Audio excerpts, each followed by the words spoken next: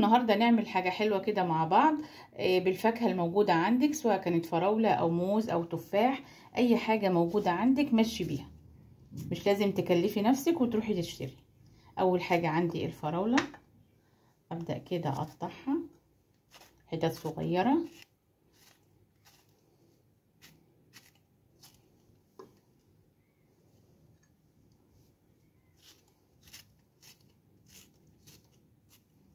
حاجات كلها موجودة في البيت وسهلة وبسيطة ومش هتكلفك اي حاجة، وفي الاخر اسمها حاجة حلوة للولاد بدل ما تروحي تكلفي نفسك وتجيبي حاجات غالية. عندي كده الموز، وطبعا حاجات مفيدة، الفاكهة مفيدة للولاد.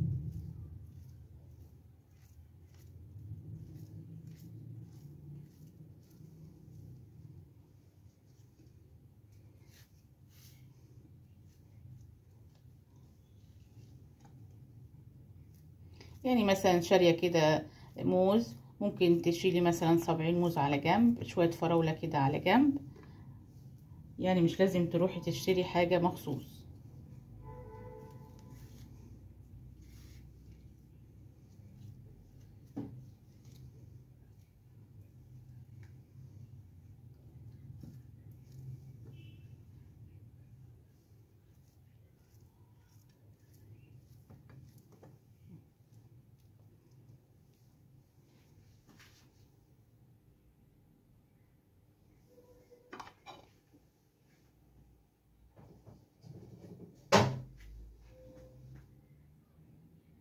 عندي بقى هنا عصير برتقان. طبعا انت لو ما عندكيش برتقان ممكن تجيبي كيس الفروتي ده اللي هو البودر.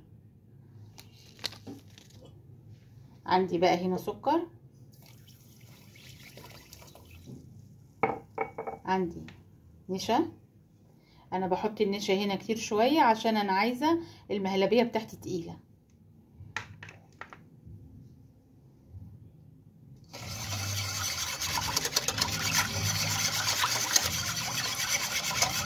هبدأ اقلب كده.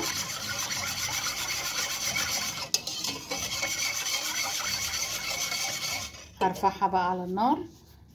يلا بينا. عندي كده المهلبية هي زي ما انتم شايفين بقى. لو عليها حتة زبدة بقى بلدي او حتة سمنة بتوديها في حتة تانية خالص، هتديكي طعم جميل قوي. عندي هنا بقى كده قالب،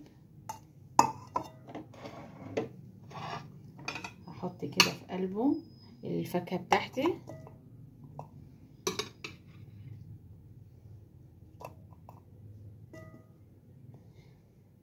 تسيبي المهلبية يعني ايه تبرد 10 دقايق كده او 5 دقايق قبل ما تحطيها في القالب.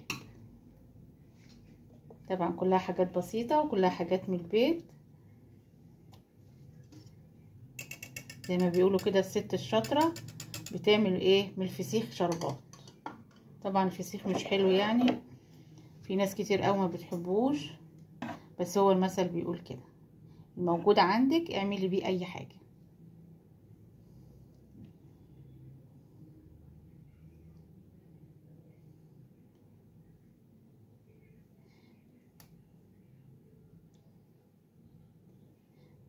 بعد ما كده ما احطه في القالب تسيبيه ساعتين في التلاجة عندك عشان يبرد ويمسك كده في بعضه. وطبعا القالب ده شكله جميل كده، هيخلي العيال يحبوا الايه شكله.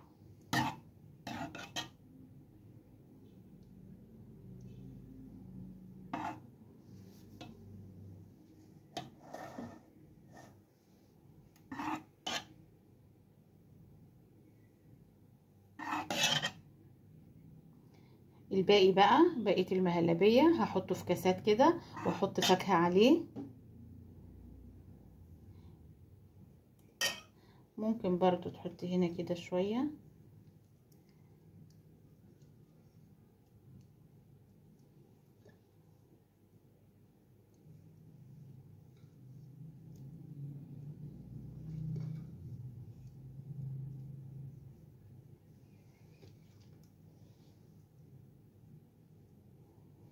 هدخله بقى التلاجة.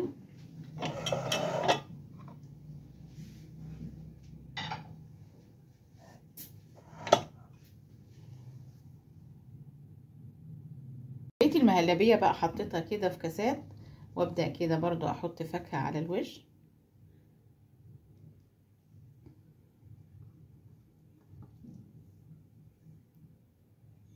طبعا وليمة بحاجات بسيطة جدا وحاجات مش مكلفة خالص. لو عندك بقى، لو دي تنفع في رمضان، عندك عزومة، عندك ضيوف يقولك على غفلة كده، ممكن تقومي تعملي المهلبية دي بسرعة. وموجودة يعني برتقان، ما عندكيش برتقان، كيس البرتقان اللي هو البودر ده، وممكن تعمليه وعليه مثلا شوية سوداني، جوز الهند. يعني ما عندكيش فاكهة، ممكن تمشي نفسك بأي حاجة.